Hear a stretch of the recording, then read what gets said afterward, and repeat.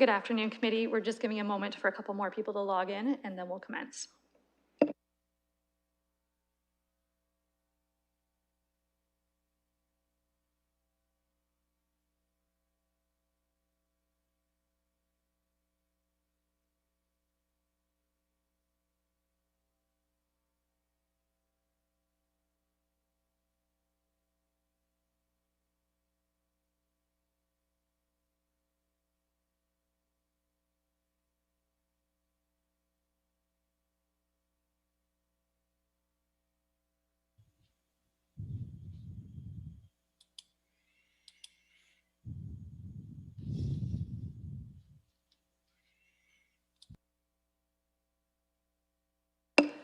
Okay, good afternoon, committee. We do have quorum.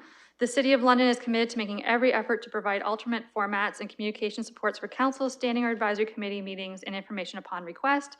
To make requests for any city service, please contact accessibility@london.ca or 519-661-2489, extension 2425. To make a request specific to this meeting, please contact cwc@london.ca. For the public, please note City Hall is open with a limited capacity, so please call ahead to make sure we can service you upon your arrival.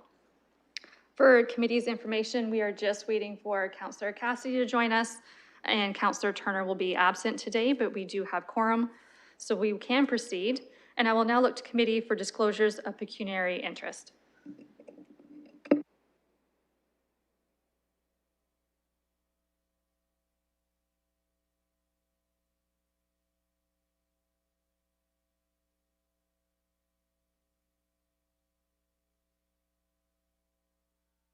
Okay, seeing no disclosures, I will now turn to our consent items. We have 8 items before us on the consent docket, and item 2.7 is going to be pulled due to staff request, which we'll discuss when we get to it. Looking to committee to see if there's anything else from 2.1 to 2.8 that you would like to deal with separate.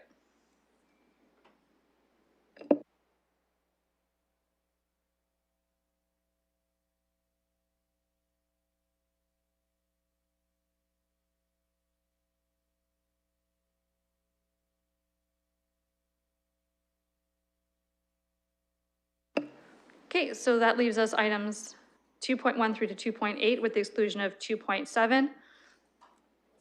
Looking to committee for a mover and a seconder, or if you would like a discussion beforehand.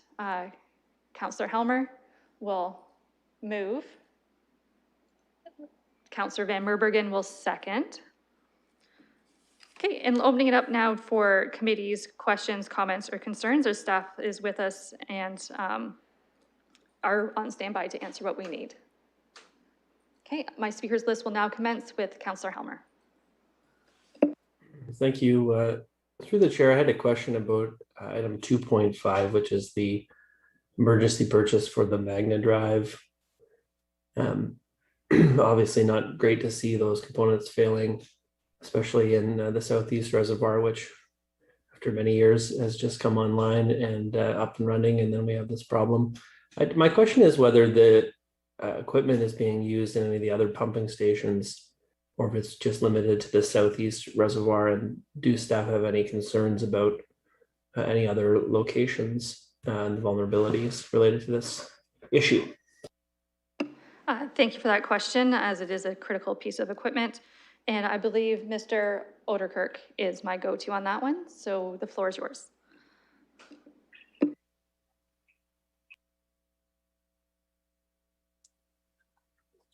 Thank you, Madam Chair. Actually, that's the drinking water side. I can speak to the fact that we do have Magna Drives installed in our plant as well, but I'll let Mr. Simon handle that question. Thank you. Yes, I certainly can. Through the chair, Southeast Reservoir is the only location that we have Magna Drive units. So there are 4 in total there. Follow-up questions, Councillor Helmer?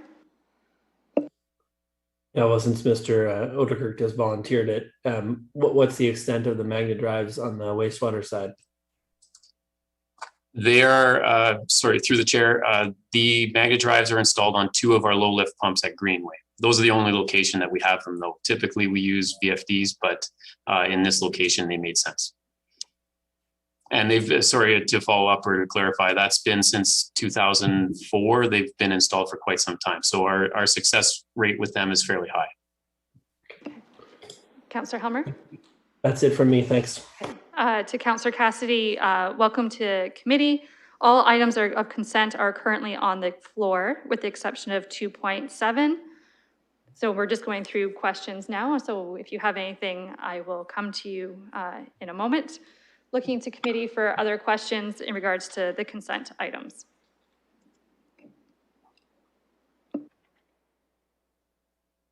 Okay, Councillor Cassidy, please proceed. Thank you, Madam Chair. My apologies for being late. Hopefully I'm not going to cover any items that have already been covered, but I'm wondering for 2.4, the steel guide rail and accessories.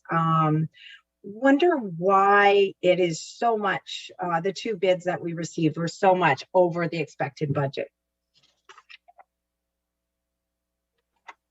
Thank you for that. And Councillor, the only item that we've actually discussed so far was 2.5. So every other question will be new. So Mr. McCray, I will turn it over to you for item 2.4 and the councillor's questions. Yeah, thank you through the chair. It is a function of a couple of things. One is a lot of these are addressed on a flow-through basis where the funds are recovered from insurance claims, so there is no impact to the city budget.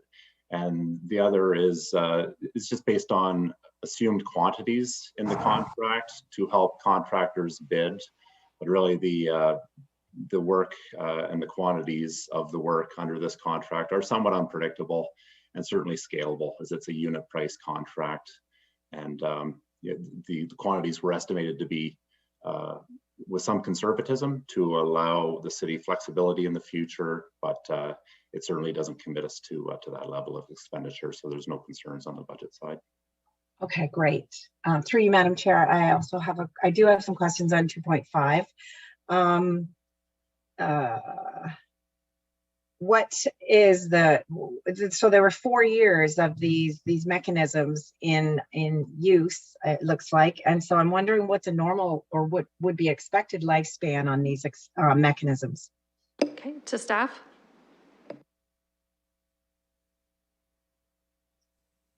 Thank you. It's John Simon here through the chair.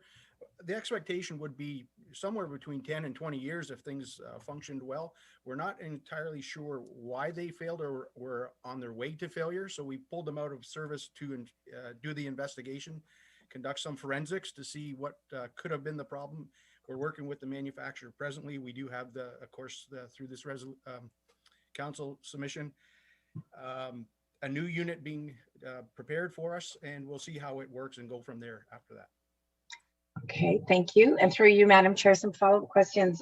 Did the smaller pumps use a similar mechanism? And I see in the report there's we want to get one of the larger pumps back online to mitigate any risk of the smaller ones. But do they have a similar mechanism in use? Through the chair, it's John here again. No, they are on standard variable frequency drive electrical units. So they are somewhat different on the smaller units, and they're functioning perfectly. So, two more questions, and I'll ask them at the same time. Number one, does the adjustable speed drive, does it slow the water down before coming into smaller systems so that it doesn't like blow something or overload the system? So that's just a question of what does this mechanism actually do? And secondly, is there a warranty? Are they under warranty in any way? Through the chair, John Simon again. There was a warranty. We've lapsed the warranty period. We are trying to negotiate with the manufacturer of the peculiarity of this failure or impending failure, and to see if there's something available there. So there's no news on that yet. The way they do function is they do ramp up and they do ramp down to control flow and pressure, and they're completely adjustable and run by SCADA systems as they operate. So there's lots of diversity as they operate. Okay, thank you. Thank you, Madam Chair.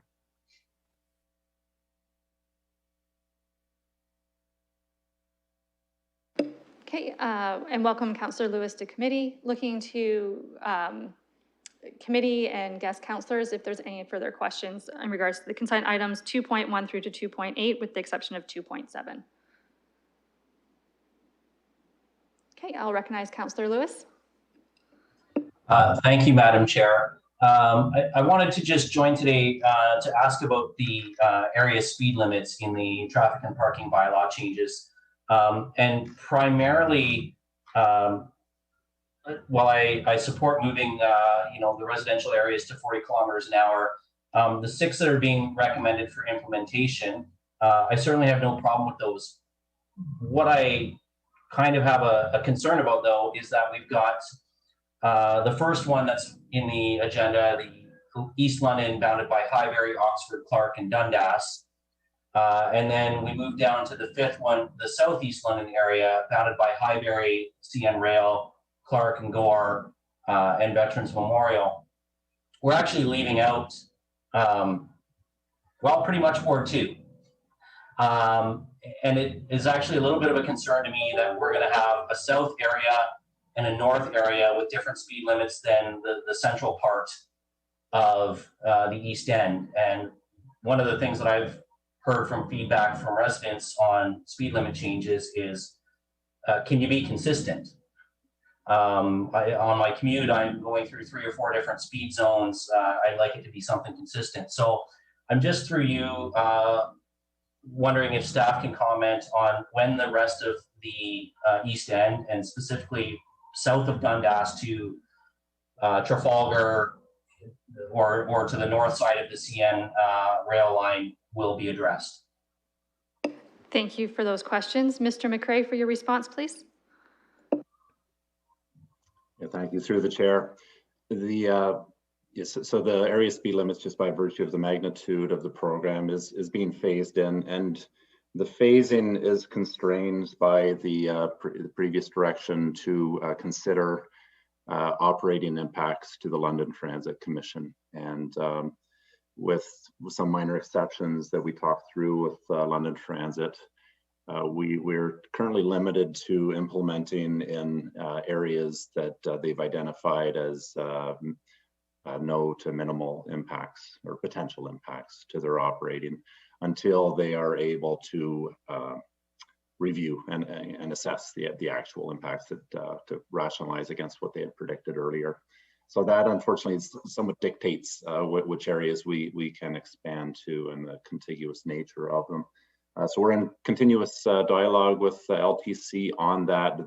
Their analysis, unfortunately, is delayed somewhat by just the pandemic impacts on their service, and trying to compare this while there's other external factors at play. So that guides the implementation of it. That said, we certainly are open to your feedback, and we'll specifically review the area that you mentioned for future implementation phases. Councillor Lewis, a follow-up, or are you okay? I'll just a brief comment then, Madam Chair, and I appreciate everything Mr. McRae said, and it makes a lot of sense with the Argyle Mall being a transit hub, and I certainly know that the west and the number 7 and the number 2 are busy transit routes that we want to be careful about impacting as well, and those run right through the ward. So understanding those considerations, and certainly the impact the pandemic has had on transit ridership and what that might mean in the future. Hearing that, I'm more than content to wait, and staff will get to it when they get to it. Thank you. Thank you for that. And I'll recognize Councillor Cassidy. Sorry, Madam Chair. Thank you for recognizing me again. I forgot a question that I had as well for the 2.6 renewal of the lead service extension replacement loan program. So I'm wondering what happens upon the sale of a house if they have not yet repaid the total loan as it's phased out over 10 years. Perfect. Thank you for that one. And I will go to, I believe, Ms. Scher as for comment. Thank you, Madam Chair. Mr. Odekirk is here to speak to the lead service replacement project. Or sorry, Mr. Simon is here. Wonderful. Mr. Simon. Yes, through the chair.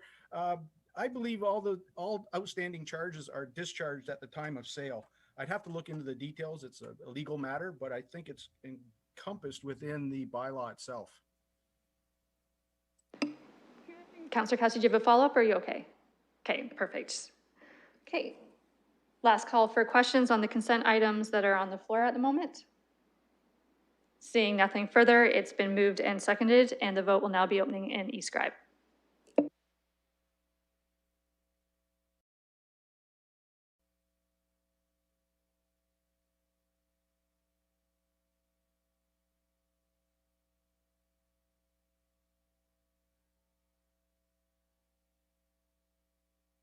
Closing the vote, the motion carries 5-0.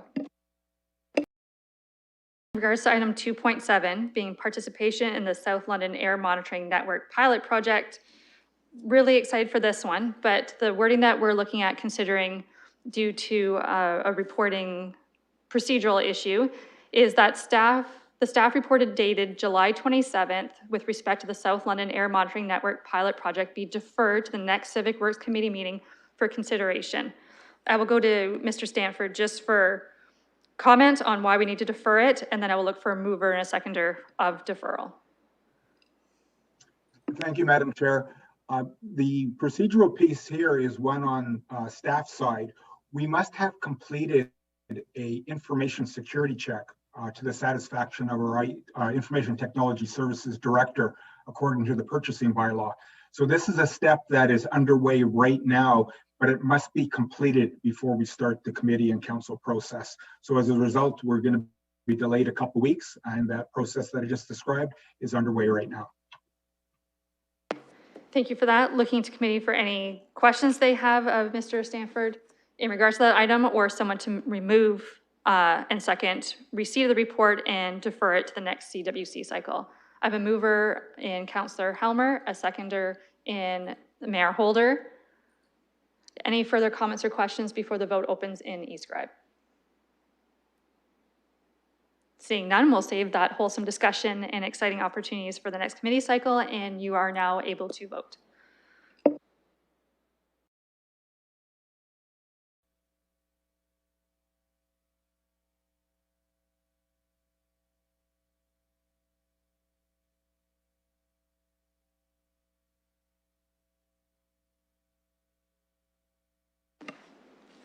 Closing the vote, the motion carries 5-0. Scheduled items, no items for direction. We do have our deferred matters list, which has been updated and the mayor's conflict has been removed from it. So looking to committee to a mover and a seconder for the deferred matters list and looking to see if there's any additional business. So I have a mover in Councillor Van Merbergen, a seconder in Mayor Holder, looking to see if there's any comments on the deferred matters list. Seeing none, we can open that for voting.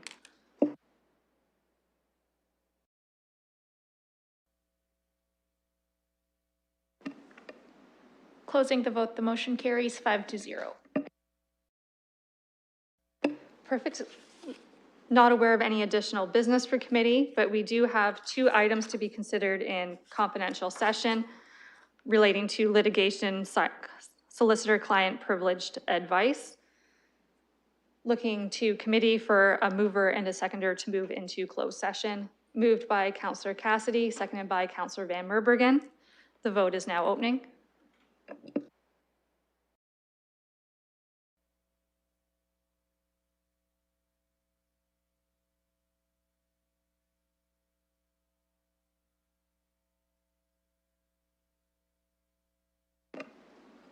Closing the vote, the motion carries 5-0.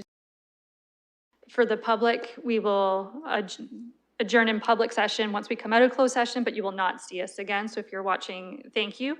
And to members of committee, just give us a moment while we get the correct people in the room and we'll commence. So a couple minutes. Thank you.